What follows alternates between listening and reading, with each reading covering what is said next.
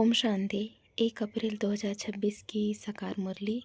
मीठे बच्चे, बाप जो हैं जैसा है तुम बच्चों में भी नंबरवार पहचानते हैं। अगर सब पहचान लें तो बहुत भीड़ मच जाए। प्रश्न, चारों ओर प्रत्यक्षता का आवाज़ कब फैलेगा? उत्तर बाबा कहते, जब मनुष्यों को पता पड़ेगा कि स्वयं भगवान इस पुरानी दुनिया का विनाश करा के नई दुनिया स्थापन करने आए हैं। दूसरी, हम सबकी सद्गति करने वाला बाप हमें भक्ति का फल देने आया है। यह निश्चय हो तो प्रत्यक्षता हो जाए, चारों ओर हलचल मच जाए।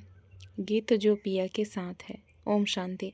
बच्चों ने गीत की 2 लाइन सुनी, जो पिया के साथ है। अब पिया कौन है यह दुनिया नहीं जानती।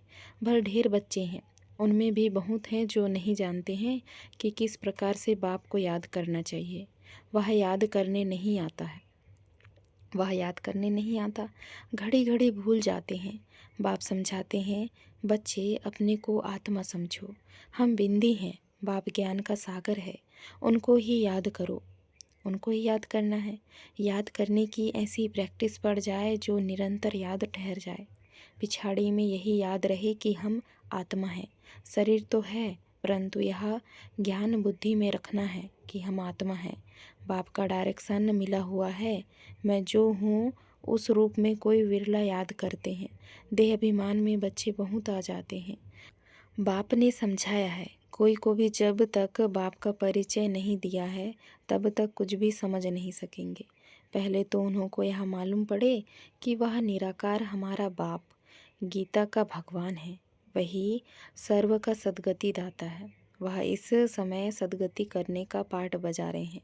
इस पॉइंट में नीचे बुद्धि हो जाए तो फिर जो भी इतने साधु संत आदि हैं सब 1 सेकंड में आ जाएं।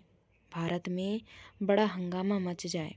अभी मालूम पड़ जाए कि यह दुनिया विनाश होने वाली है। इस बात का निश्चय हो जाए तो बम्बई से लेकर आबू तक क्यों लग जाए। लेकिन इतना जल्दी कोई को निश्चय नहीं हो सकता। इतना जल्दी कोई को निश्चय नहीं हो सकता। तुम जानते हो विनाश होना है। यह सब घोर निद्रा में सोए ही रहने हैं। फिर अंत समय तुम्हारा प्रभाव निकलेगा। मासी का घर नहीं है जो इस बात में निश्चय हो जाए कि गीता का भगवान परमपिता परमात्मा शिव है। यह प्रसिद्ध हो जाए तो सारे भारत में आवाज़ हो जाए। अभी तो तुम एक को समझाएंगे तो दूसरा कहेगा तुमको जादू लग गया है। यह झाड़ बहुत धीरे धीरे बढ़ना है। अभी थोड़ा टाइम है, फिर भी पुरुषार्थ करने में हर्जा नहीं है। तुम बड़े बड़े लोगों को समझाते हो, परंतु वे कुछ भी समझते थोड़ी हैं। बच्चों में भी कई इस नॉलेज को समझते नहीं हैं। बाप की याद नहीं तो वह अवस्था नहीं। बाप जानते हैं निश्चय किसी को कहा जाता है। निश्चय किसको कहा जाता है? अभी तो कोई 1-2% भी मुश्किल बाप को याद करते हैं। भले यहाँ बैठे हैं, बाप के साथ वह लव नहीं रहता। इसमें लव चाहिए, तकदीर चाहिए। बाप से लव हो तो समझे हमको कदम कदम श्रीमत पर चलना है। हम विश्व के मालिक बनते हैं। आधा कल्प का देह अभिमान बैठा हुआ है, जो अब देही अभिमानी बनने में बड़ी मेहनत लगती है। अपने को आत्मा समझ मोस्ट बिलेवेड बाप को याद करना। मासी का घर नहीं है, उनके चेहरे में ही रौनक आ जाए। कन्या शादी करती है, जेवर आदि पहनती है तो चेहरे में एकदम खुशी आ जाती है। परंतु यहाँ तो साजन को याद ही नहीं करते तो वह शकल मुरझाई हुई रहती है। बात मत पूछो। कन्या शादी करती है तो चेहरा खुशनुमा हो जाता है। कोई की तो शादी के बाद भी शकल मुर्दे जैसे रहते हैं। किस्म किस्म के होते हैं। कोई तो दूसरे घर में जाकर मूंज पड़ती हैं, तो यहाँ भी ऐसे हैं। बाप को याद करने की मेहनत है। यह गायन अंत का है कि अतीन्द्रिय सुख गोपी वल्लभ के गोप गोपियों से पूछो। अपने को गोप गोपी समझना और निरंतर बाप को याद करना, वह अवस्था होनी है।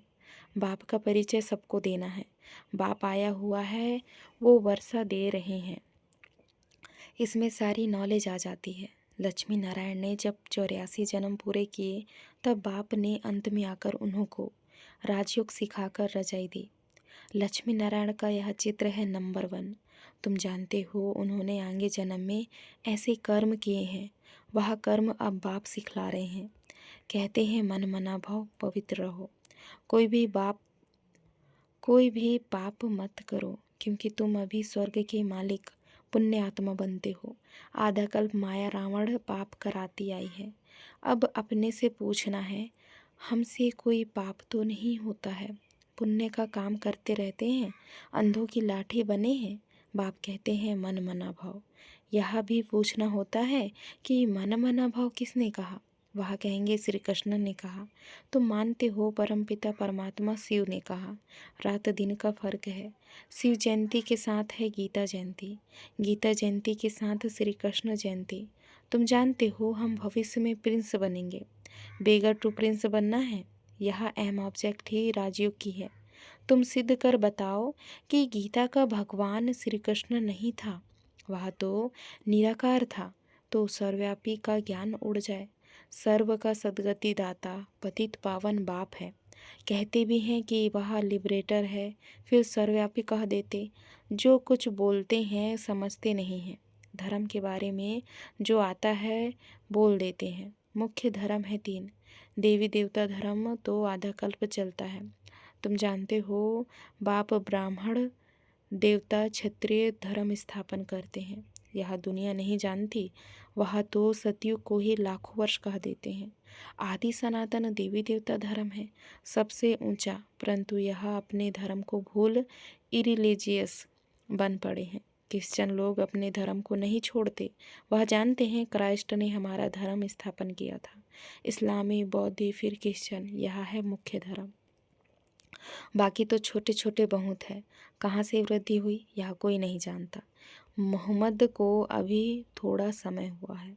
इस्लामी पुराने हैं, क्रिश्चियन भी मशहूर है। बाकी तो कितने ढेर हैं।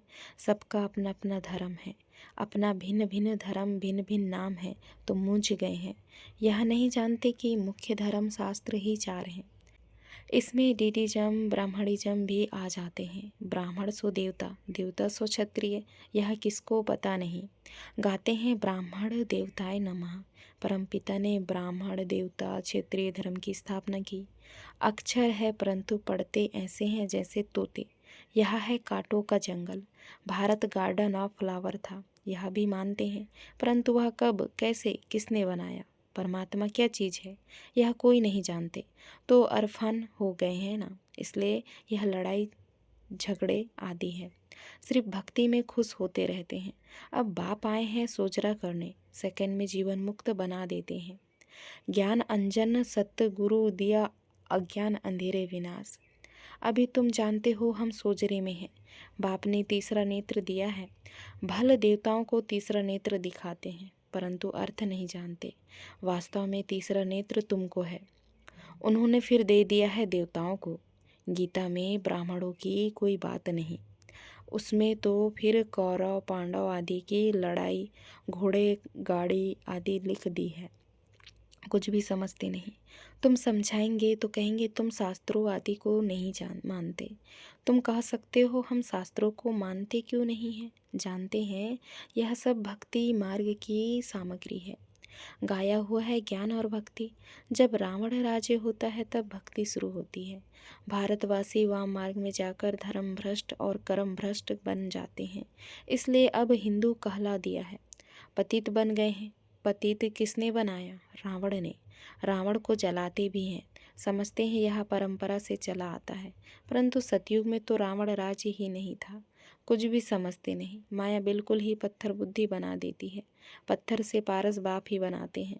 जब आयरन एज में आए तब तो आकर गोल्डन एज स्थापन करे। बाप समझाते हैं, फिर भी बड़ा मुश्किल किसकी बुद्धि में बैठता है। तुम कुम्हारियों की अब सगाई होती है, तुमको पटरानी बनाते हैं, तुमको भगाया अर्थात तुम आत्माओं को कहते हैं तुम मेरे थे, फिर तुम मुझे भूल गए हो। देह अभिमानी बन माया के बन गए हो। बाकी भगाने आदि की तो बात नहीं है। मामे कम याद करो, याद की ही मेहनत है। बहुत देह अभिमान में आकर विक्रम करते हैं। बाप जानते हैं यह आत्मा मुझे याद ही नहीं करती है। देह अभिमान में आकर बहुत पाप करते हैं, तो पाप का घड़ा 100 गुणा भर जाता है। औरों को रास्ता बताने के बदले खुद ही भूल जाते हैं और ही जास्ती दुर्गति को पा लेते हैं। बड़ी ऊंची मंजिल है, चढ़े तो चाखे वैकुंठ रस, गिरे तो चखनाचूर। यह रजाई स्थापन हो रही है। इसमें फ़र्क देखो कितना पड़ जाता है। कोई तो पढ़कर आसमान में चढ़ जाते हैं, कोई पट में पड़ जाते हैं। बुद्धि डल होती है तो पढ़ नहीं सकते हैं। कोई कोई कहते हैं बाबा हम किसी को समझा नहीं सकते हैं। कहता हूँ अच्छा, सिर्फ अपने को आत्मा समझो, मुझ बाप को याद करो तो मैं तुमको सुख दूंगा। परंतु याद ही नहीं करते हैं। याद करे तो औरों को याद दिलाते रहें। बाप को याद करे तो पाप नष्ट हो जाए। उनकी याद बिगर तुम सुखधाम में जा नहीं सकते हो। 21 जन्मों का वर्षा निराकार बाप से मिल सकता है। बाकी तो सब अल्पकाल का सुख देने वाले हैं। कोई को रिद्धि सिद्धि से बच्चा मिल गया, वह आशीर्वाद से लॉटरी मिल गई तो बस विश्वास बैठ जाता है। कोई को 2-4 करोड़ फायदा हो जाएगा, बस बहुत महिमा करेंगे, परंतु वह तो है अल्पकाल के लिए। 21 जन्मों के लिए हेल्थ वेल्थ तो मिल नहीं सकती है ना। परंतु मनुष्य नहीं जानते हैं, दोष भी नहीं दे सकते हैं, अल्पकाल के सुख में ही खुश हो जाते हैं। बाप तुम बच्चों को राजयोग सिखलाकर स्वर्ग की बात सही देते हैं। कितना सहज है, कोई तो बिल्कुल समझा नहीं सकते, कोई समझते भी हैं, परंतु योग पूरा ना होने के कारण कोई को तीर नहीं लगता है। देह अभिमान में आने से कुछ ना कुछ पाप होते रहते हैं। योग ही मुख्य है।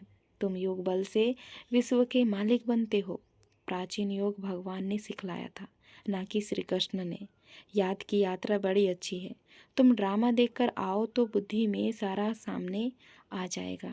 कोई को बताने में टाइम लगेगा। यह भी ऐसे हैं, बीज और झाड़। यह चक्र बड़ा क्लियर है। शांति धाम, सुख धाम, दुख धाम, ये सेकंड का काम है ना, परंतु याद भी रहे ना। मुख्य बात है बाप का परिचय। बाप कहते हैं मेरे को याद करने से तुम सब कुछ जान जाएंगे। अच्छा, शिव बाबा तुम बच्चों को याद करते हैं, ब्रह्मा बाबा याद नहीं करते हैं। शिव बाबा जानते हैं हमारे सपूत बच्चे कौन कौन हैं। सर्विसेबल सपूत बच्चों को तो याद करते हैं, यह थोड़े ही किसी को याद करेंगे। इनकी आत्मा को तो डायरेक्शन है, मामे कम याद करो। अच्छा, याद प्यार लेते हैं। मीठे मीठे सिखल दे बच्चों प्रति माता पिता बाप दादा का याद प्यार और गुड मॉर्निंग। रूहानी बाप की रूहानी बच्चों को नमस्ते। हम रूहानी बच्चों की रूहानी माता पिता बाप दादा को याद प्यार और नमस्ते नमस्ते, शुक्रिया बाबा शुक्रिया। धारणा के लिए मुख्य सार है। पहला पॉइंट, तकदीरवान बनने के लिए एक बाप से सच्चा सच्चा लव रखना है। लव रखना माना कदम कदम एक की ही श्रीमत पर चलते रहना। दूसरा पॉइंट, रोज पुण्य का काम अवश्य करना है। सबसे बड़ा पुण्य है सबको बाप का परिचय देना, बाप को याद करना और सबको बाप की याद दिलाना। आज का वरदान है, अपनी दृष्टि और वृत्ति के परिवर्तन द्वारा सृष्टि को बदलने वाले साक्षात्कार मूर्त भव। विस्तार है, अपनी वृत्ति के परिवर्तन से दृष्टि को दिव्य बनाओ तो दृष्टि द्वारा अनेक आत्माएं अपने यथार्थ रूप, यथार्थ घर तथा यथार्थ राजधानी देखेगी। ऐसा यथार्थ साक्षात्कार कराने के लिए वृत्ति में जरा भी देह अभिमान की चंचलता ना हो, तो वृत्ति के सुधार से दृष्टि दिव्य बनाओ, तब यह सृष्टि परिवर्तन होगी। देखने वाले अनुभव करेंगे कि यह नैन नहीं, लेकिन यह एक जादू की डिब्बियाँ हैं। यह नैन साक्षात्कार के साधन बन जाएंगे। स्लोगन, सेवा के उमंग उत्साह के साथ बेहद के वैराग्य वृत्ति ही सफलता का आधार है। यह व्यक्ति सारे महान बनने के लिए मधुरता और नम्रता का गुण धारण करो। मधुरता के गुण को धारण करने वाला यहाँ भी महान बनता है, यहाँ अर्थात इस कलयुगी दुनिया में, और वहाँ भी मर्तबा पाता है अर्थात सतयुगी दुनिया में।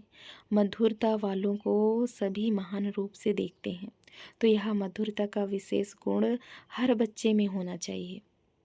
मधुरता की मधु जिनके साथ है उन्हें हर कार्य में सफलता ही सफलता है, उनके जीवन से असफलता मिट जाएगी। अच्छा, ओम शांति। शुक्रिया बाबा शुक्रिया।